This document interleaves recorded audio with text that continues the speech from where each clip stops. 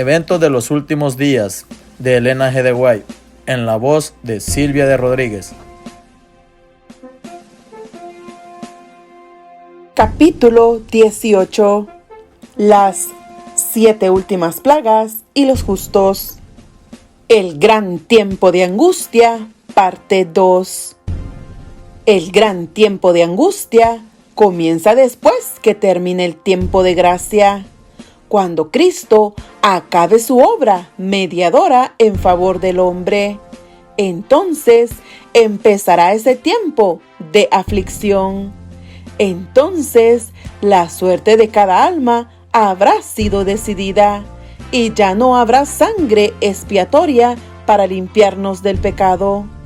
Cuando Cristo deje su posición de intercesor ante Dios, se anunciará solemnemente: el que es injusto, sea injusto todavía, y el que es sucio, ensúciese todavía, y el que es justo, sea todavía justificado, y el santo, sea santificado todavía. Apocalipsis 22:11. Entonces el Espíritu que redime el alma se retirará de la tierra. El pueblo de Dios está preparado para la hora de prueba que le espera. Cuando termine el mensaje del tercer ángel, la misericordia divina no intercederá más por los habitantes culpables de la tierra. El pueblo de Dios habrá cumplido su obra, habrá recibido la lluvia tardía, el refrigerio de la presencia del Señor, y está preparado para la hora de prueba que le espera. Los ángeles se apuran, van y vienen de acá para allá en el cielo. Un ángel que regresa de la tierra anuncia que su obra está terminada. El mundo ha sido sometido a la prueba final, y todos los que han resultado fieles a los preceptos divinos han recibido el sello del Dios vivo. Entonces Jesús dejará de interceder en el santuario celestial.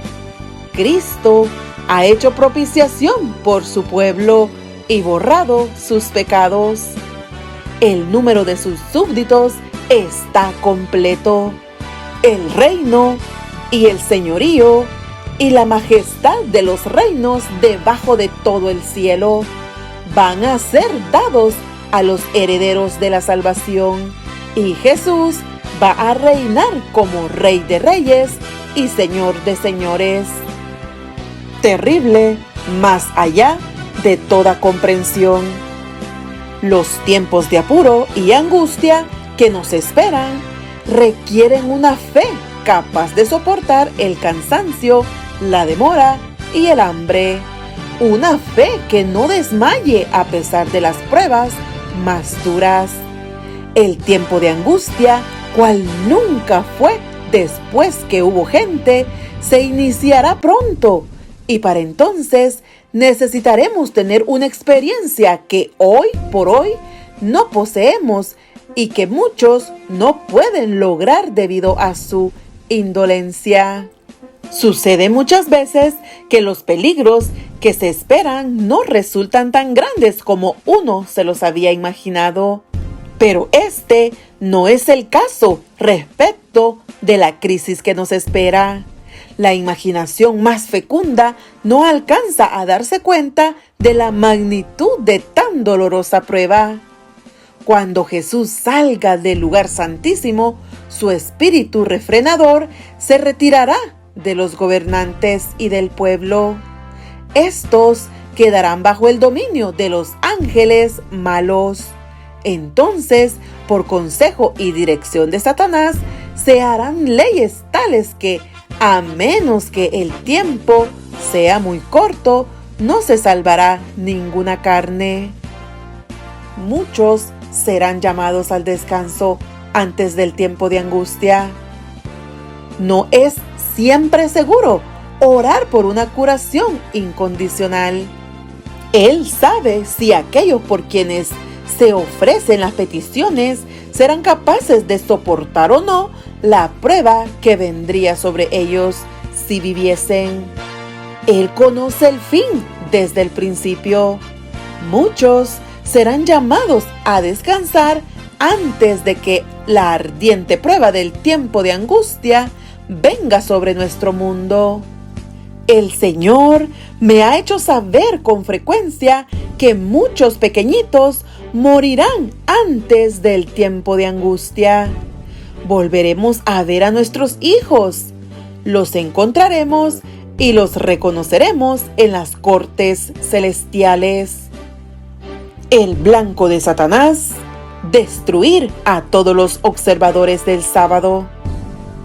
Dice el gran engañador: nuestra principal preocupación consiste en silenciar a esa secta guardadora del sábado. Dispondremos finalmente de una ley para exterminar a todos los que no se sujeten a nuestra autoridad.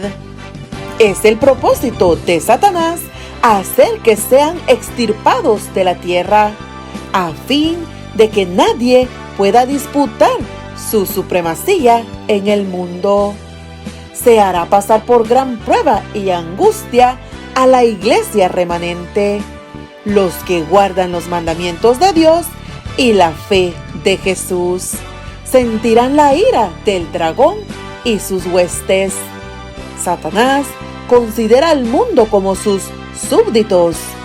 Ha obtenido el control de las iglesias apóstatas, pero hay un pequeño grupo que resiste su supremacía.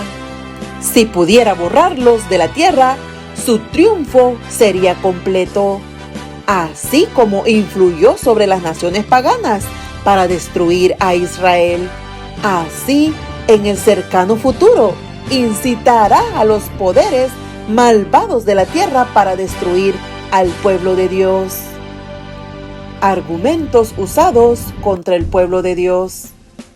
Vi que los 4 ángeles iban a retener los vientos mientras no estuviese hecha la obra de Jesús en el santuario, y que entonces caerían las 7 postreras plagas.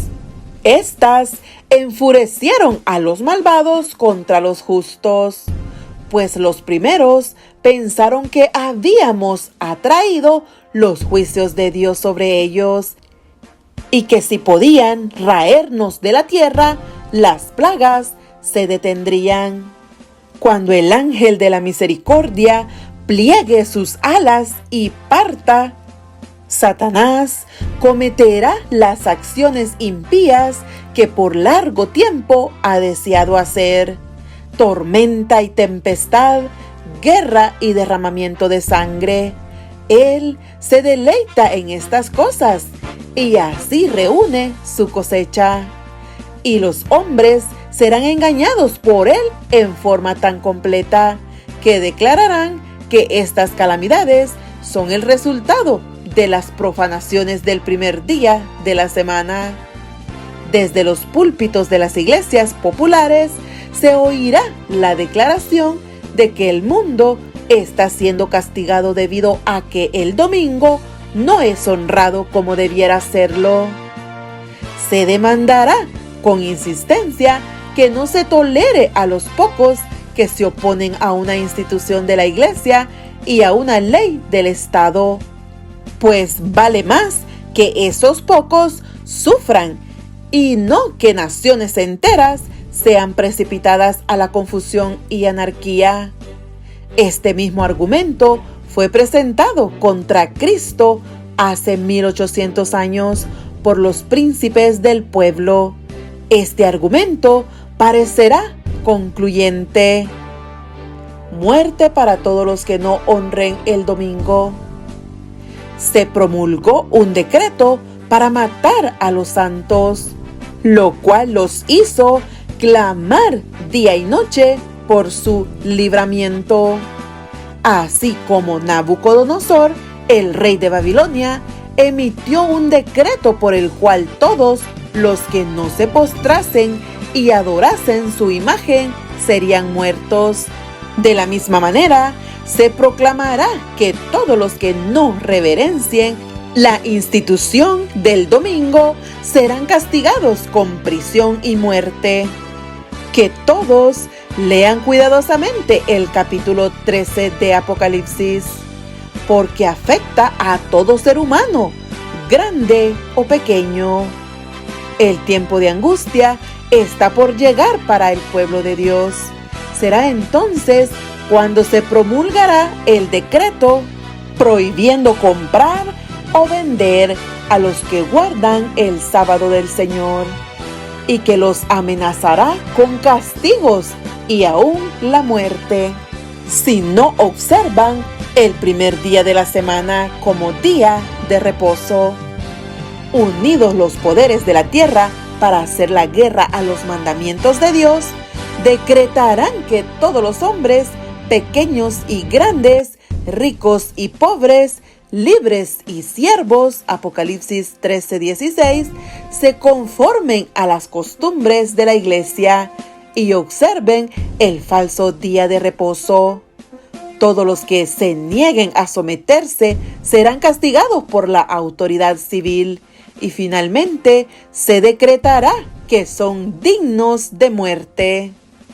La ira del hombre se despertará en forma especial contra aquellos que santifican el sábado del cuarto mandamiento, y al fin un decreto universal los denunciará como merecedores de muerte. Decreto de muerte similar al que emitió Asuero. El decreto que se promulgará finalmente contra el pueblo remanente de Dios será muy semejante al que promulgó Asuero contra los judíos. Hoy, los enemigos de la verdadera iglesia ven en el pequeño grupo que observa el mandamiento del sábado un Mardoqueo a la puerta. La reverencia que el pueblo de Dios manifiesta hacia su ley es una reprensión constante para aquellos que han desechado el temor del Señor y pisotean su sábado. Vi después que los magnates de la tierra consultaban entre sí, y Satanás y sus ángeles estaban atareados en torno de ellos. Vi un edicto del que se repitieron ejemplares por distintas partes de la tierra, el cual ordenaba que si dentro de determinado plazo no renunciaban los santos a su fe peculiar y prescindían del sábado para observar el primer día de la semana, quedaría la gente en libertad para matarlos. Si el pueblo de Dios pone su confianza en Él, en el Señor, y por fe depende de su poder, los ardides de Satanás serán derrotados en nuestro tiempo tan notablemente como en los días de Mardoqueo. El remanente hace de Dios su defensa. Y en aquel tiempo se levantará Miguel, el gran príncipe que está por los hijos de tu pueblo, y será tiempo de angustia, cual nunca fue después que hubo gente hasta entonces. Mas en aquel tiempo será libertado tu pueblo, todos los que se hallaren escritos en el libro. Daniel 12:1. Cuando llegue ese tiempo de angustia, cada caso se habrá decidido. Ya no habrá tiempo de gracia ni misericordia para el impenitente. El sello del Dios vivo estará sobre su pueblo. Este pequeño remanente, incapaz de defenderse en el mortífero conflicto con las potestades de la tierra, mandadas por la hueste del dragón, hace de Dios su defensa. Ha sido promulgado por la más alta autoridad terrestre el decreto de que adoren a la bestia y reciban su marca bajo pena de persecución y muerte. Dios ayude entonces a su pueblo, porque ¿qué podría hacer sin su ayuda en un conflicto tan terrible? El pueblo de Dios huye de las ciudades, muchos son encarcelados. Cuando el decreto promulgado por los diversos príncipes y dignatarios de la cristiandad contra los que observan los mandamientos suspenda la protección y las garantías del gobierno y los abandone a los que tratan de aniquilarlos, el pueblo de Dios huirá de las ciudades y de los pueblos y se unirá en grupos para vivir en los lugares más desiertos y solitarios. Muchos encontrarán refugio en puntos de difícil acceso en las montañas, pero muchos seres humanos de todas las naciones y de todas clases, grandes y pequeños, ricos y pobres, negros y blancos, serán arrojados en la más injusta y cruel servidumbre. Los amados de Dios pasarán días penosos, encadenados, encerrados en cárceles, sentenciados a muerte, algunos abandonados adrede para morir de hambre y sed en sombríos y repugnantes calabozos. Por más que un decreto general haya fijado el tiempo en que los observadores de los mandamientos pueden ser muertos, sus enemigos en algunos casos se anticiparán al decreto y tratarán de quitarles la vida antes del tiempo fijado. Pero nadie puede atravesar el cordón de los poderosos guardianes colocados en torno de cada fiel. Algunos son atacados al huir de las ciudades y villas, pero las espadas levantadas contra ellos se quiebran y caen como si fueran de paja. Otros son defendidos por ángeles en forma de guerreros. Los hijos de Dios no estarán todos en un mismo lugar en este tiempo. Estarán en diferentes grupos y en todas partes de la tierra y serán puestos a prueba individualmente y no por grupos. Cada uno deberá soportar la prueba por sí mismo. La fe de los miembros de la iglesia será probada en forma individual, como si no hubiera otra persona en el mundo. De nada valdrán casas y tierras.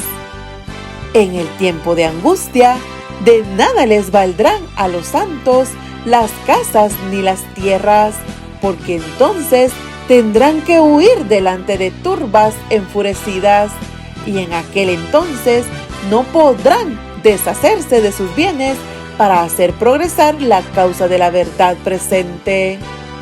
Vi que si algunos se aferraban a sus propiedades y no preguntaban al Señor en qué consistía su deber, Él no se lo hará conocer y les permitirá conservar sus propiedades.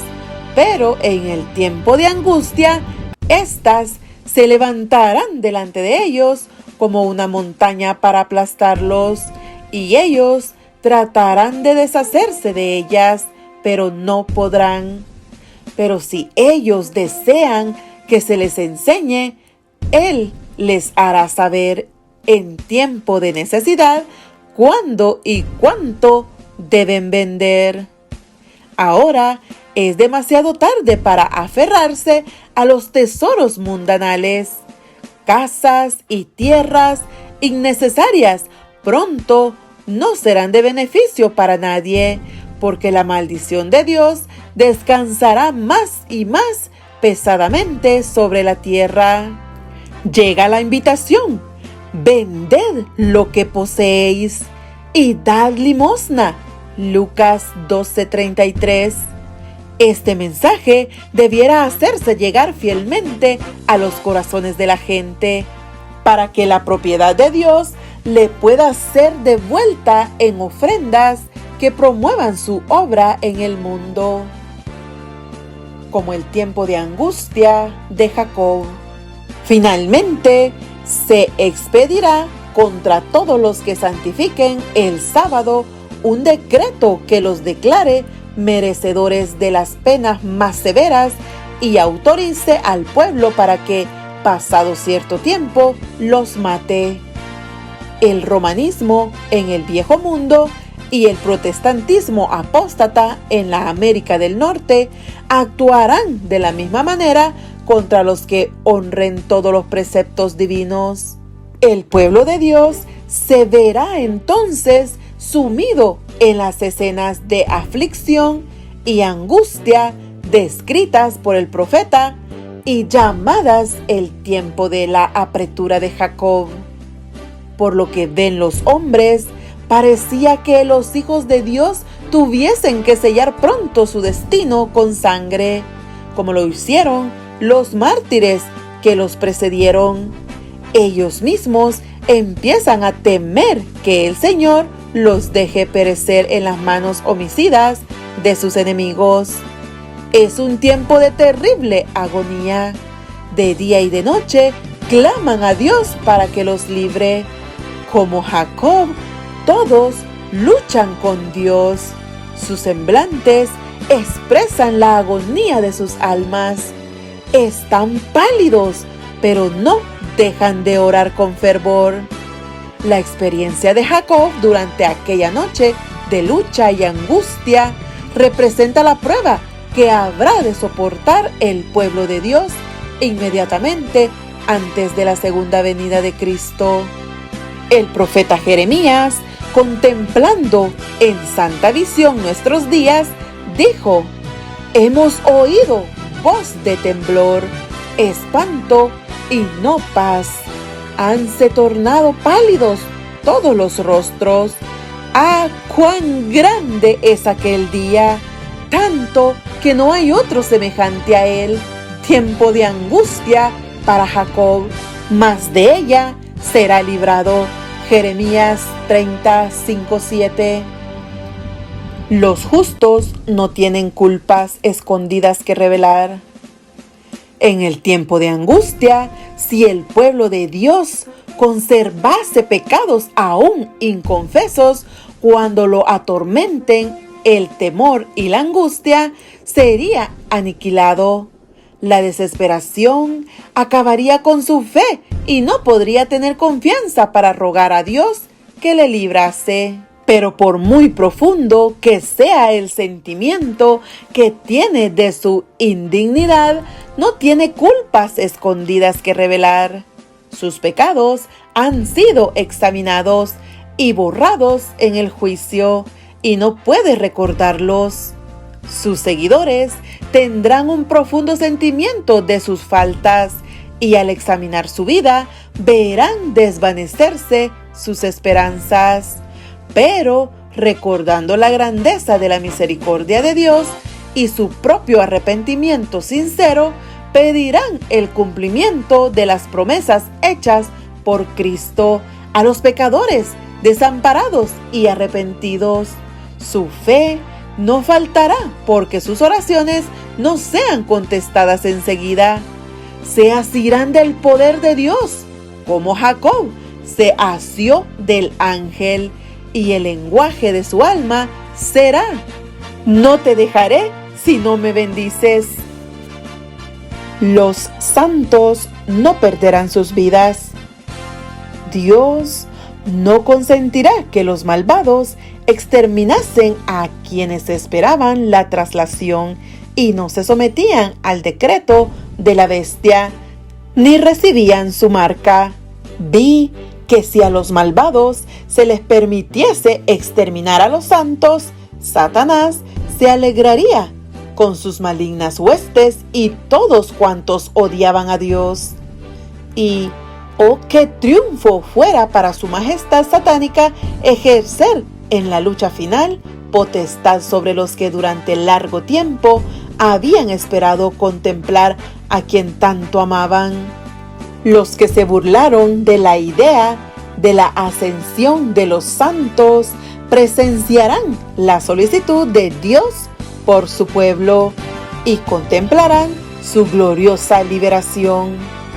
El pueblo de Dios no quedará libre de padecimientos, pero aunque perseguido y acongojado, y aunque sufra privaciones y falta de alimento, no será abandonado para perecer.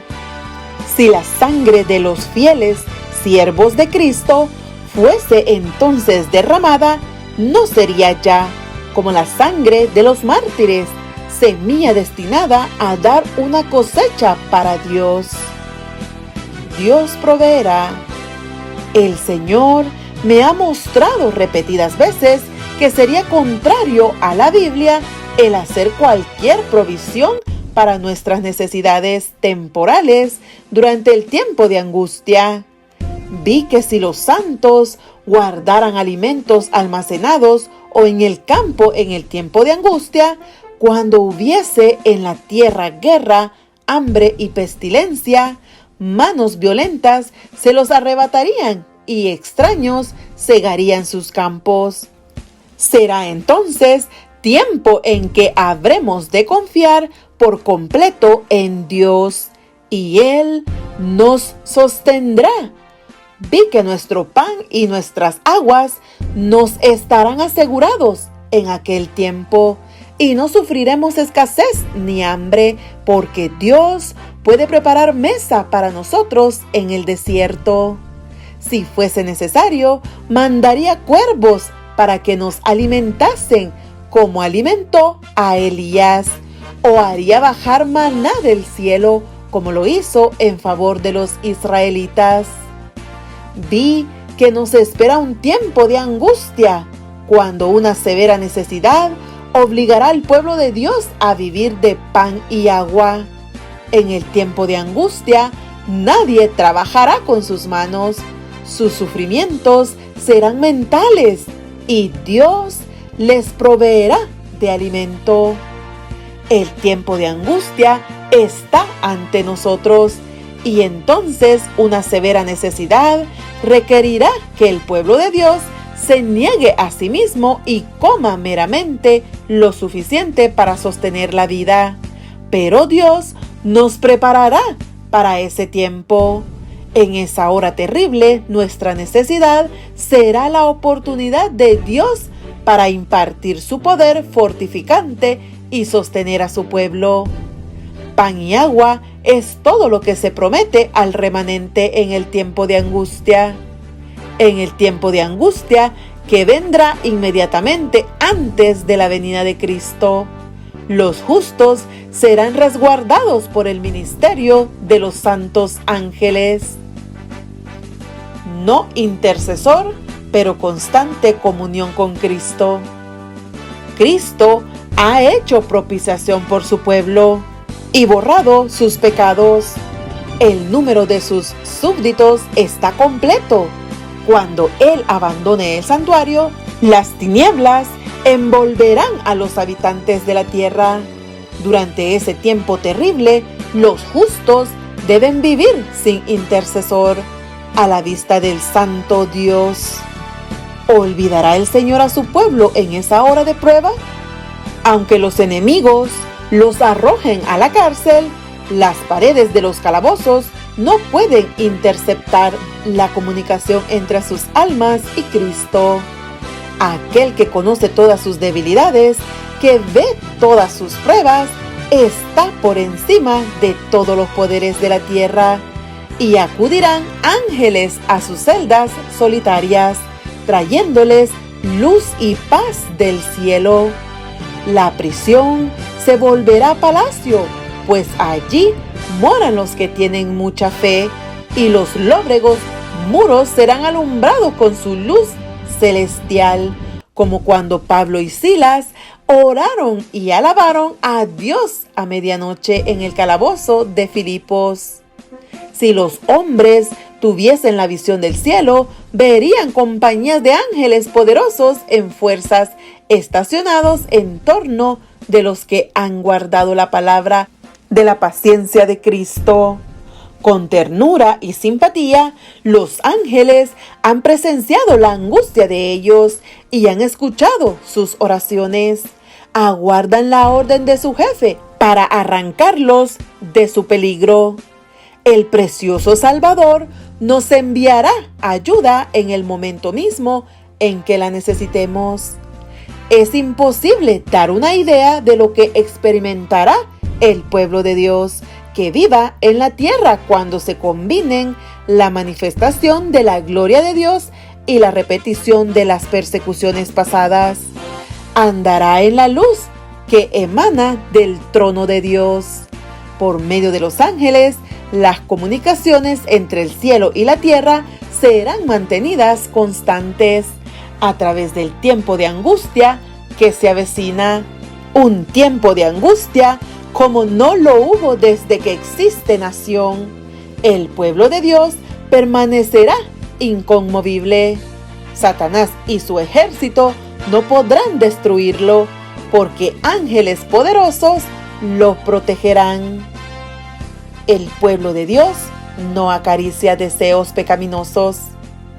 Ahora, mientras que nuestro gran sumo sacerdote está haciendo propiciación por nosotros, debemos tratar de llegar a la perfección en Cristo. Nuestro Salvador no pudo ser inducido a ceder a la tentación, ni siquiera en pensamiento. Satanás encuentra en los corazones humanos algún asidero en que hacerse firme. Es tal vez algún deseo pecaminoso que se acaricia, por medio del cual la tentación se fortalece. Pero Cristo declaró al hablar de sí mismo: viene el príncipe de este mundo, mas no tiene nada en mí. Juan 14:30. Satanás no pudo encontrar nada en el Hijo de Dios que le permitiese ganar la victoria. Cristo guardó los mandamientos de su Padre y no hubo en él ningún pecado de que Satanás pudiese sacar ventaja. Esta es la condición en que deben encontrarse los que han de poder subsistir en el tiempo de angustia. Continúa la batalla contra el yo. Mientras reine Satanás, tendremos que dominarnos a nosotros mismos y vencer los pecados que nos rodean.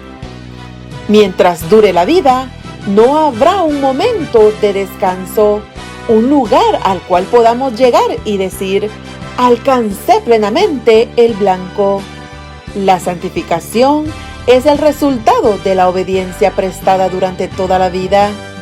Debe mantenerse una guerra constante contra la mente carnal, y la influencia refinadora de la gracia de Dios debe ayudarnos, la cual atraerá la mente hacia arriba y la habituará a meditar en temas puros y santos.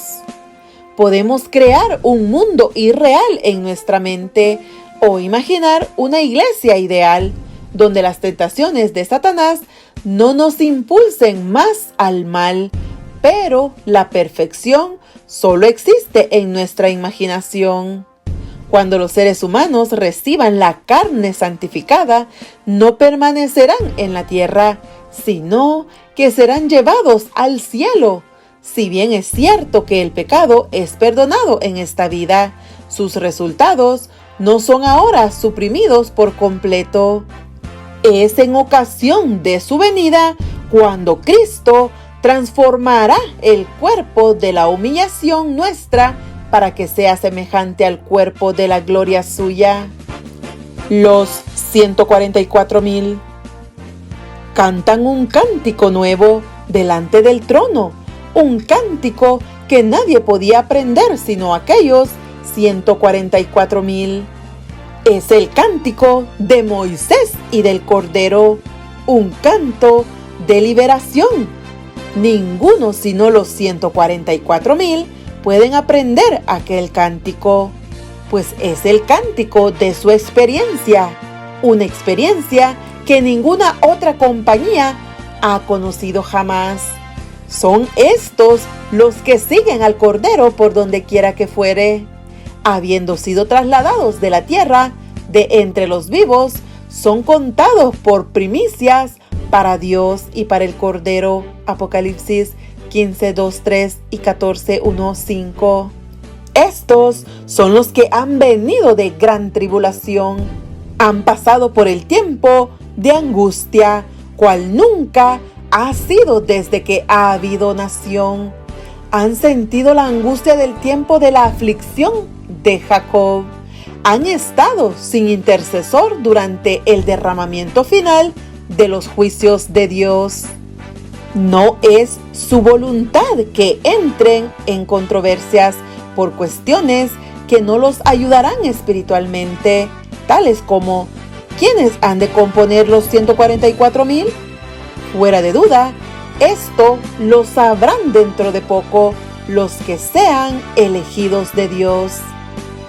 Liberación del pueblo de Dios. Los rodearán las huestes de Satanás y los hombres perversos para alegrarse de su suerte, porque no parecerá haber para ellos medio de escapar. Pero en medio de las orgías y el triunfo de aquellos, se oirá el estruendo ensordecedor del trueno más formidable. Los cielos se habrán ennegrecido y estarán iluminados únicamente por la deslumbrante y terrible gloria del cielo, cuando Dios deje oír su voz desde su santa morada. Los cimientos de la tierra temblarán, los edificios vacilarán y caerán con espantoso fragor. El mar hervirá como una olla y toda la tierra será terriblemente conmovida. El cautiverio de los justos se cambiará y con suave y solemne susurro se dirán unos a otros: somos librados, es la voz de Dios.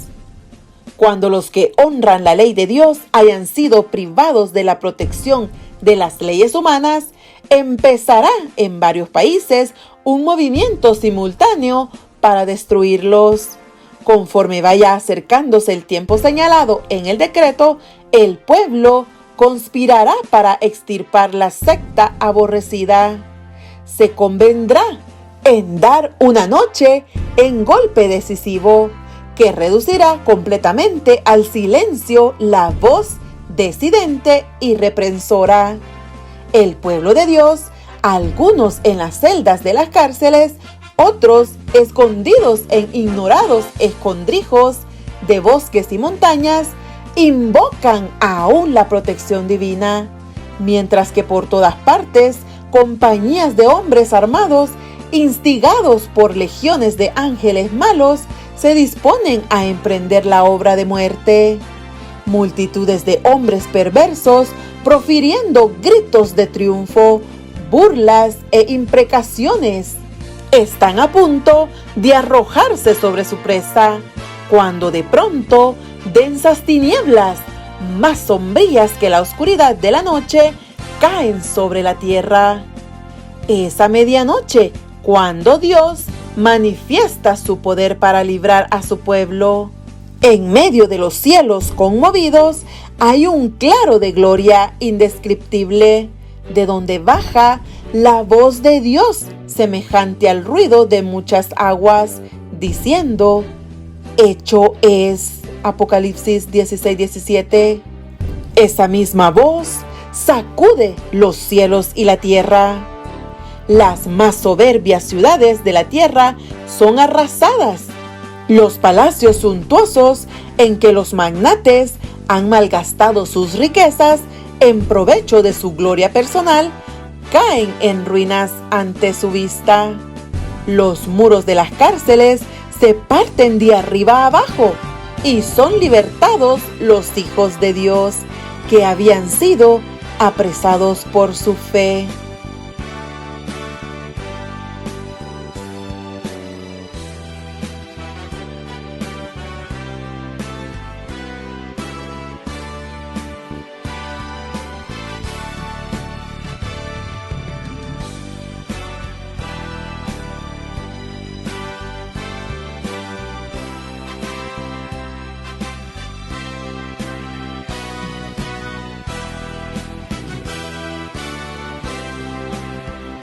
Dale like y comparte para que otros también gocen de estas bendiciones.